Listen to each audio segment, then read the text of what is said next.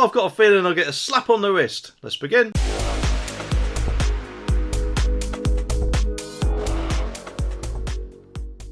The article says that cops have arrested 2 suspects after an incident on Engineers Way just outside Wembley Stadium yesterday at 7:10 p.m. Terrifying footage shows the moment the large group of teens pounced on traffic on the busy road. The group first targeted an Ocado delivery van, with the clip showing several yobs kicking the vehicle. Others began terrorising cars before the gang spotted a double-decker bus. Several teens are then seen running towards the bus, blocking it from driving away as others climbed onto the back of it. Other footage shows the yobs lobbing objects at a police van as it drove away from the scene. One witness told Mail Online, "We were watching from the other side and could not believe it. The pictures don't truly reflect the reality of how awful it was. The boys were so lucky they just didn't get hurt, and I really hope there is no damage to any cars." Not big, not clever, very sad.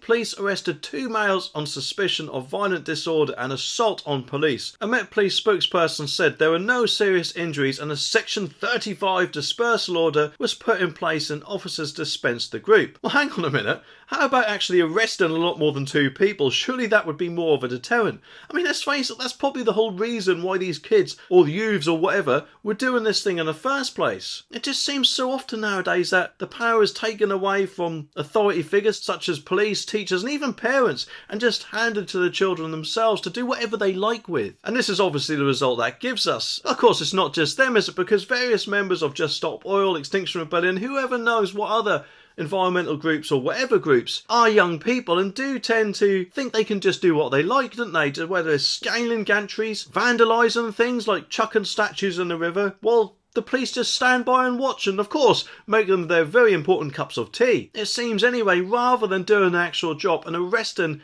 every single one of them for committing these acts, or at least for the ones that are just sitting there, and they should be picked up and moved on, rather than just blocking traffic. But that aside, where could this then lead to if the youths then think all the police are going to do is just tell us to move on? Who knows, next time they may even think of doing something a lot worse than climbing the back of a bus. They may actually, I don't know, start chucking stuff at it, or maybe actually injuring members of the public. Either way though, the police desperately, in my opinion, need to crack down on this before it gets out of control, and give any such people who commit these offences proper punishment or sentences, rather than just taking the easy option and dispersing them all. Electric car drivers have been slammed after pictures show dangerous charging cables strewn across pavements and hanging from windows, and there are fears that a person could trip up and fall over a cable left dangling across a pavement.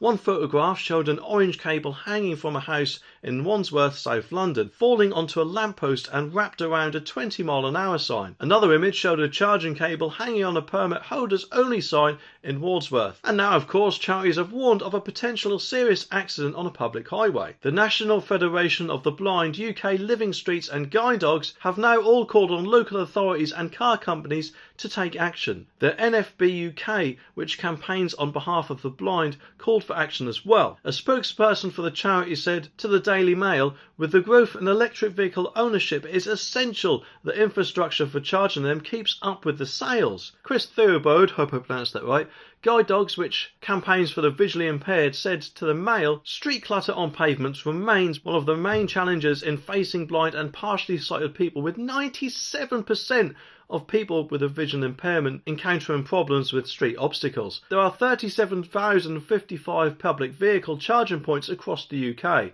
according to recent figures. This represents a 31% increase over the last year, with 8,680 installations across the UK. In December 2022, though, the AA warned the government was not meeting demands for car charging points. Well, do you know what? Rather than the shortage of public charging points, which there obviously is, being to blame, it does make me wonder if it's more the case of the charging price, because let's face it, if people are at home and can charge from their home electric and therefore be on a more cheaper rate of say 5 or 10p overnight, rather than going to the nearest public charging point, which might be 50 or even 60p per kilowatt hour, they'll obviously be able to save 5 or 6 times as much. And in the middle of a cost of living crisis and energy crisis, or whatever crisis decides to pop up next, I think the government should actually be doing more to lower the price of public charging. Then hopefully this thing wouldn't be so much of a problem, especially if it's only 5 or 10 pence dearer than what they're getting at home. No doubt, of course, they'll probably take another option and fining people who do such things instead. Maybe another way this could be helped is for companies such as Tesco's or Asda to install more charging points in the supermarket car park as some sort of incentive for people to shop there rather than the competition. And who knows,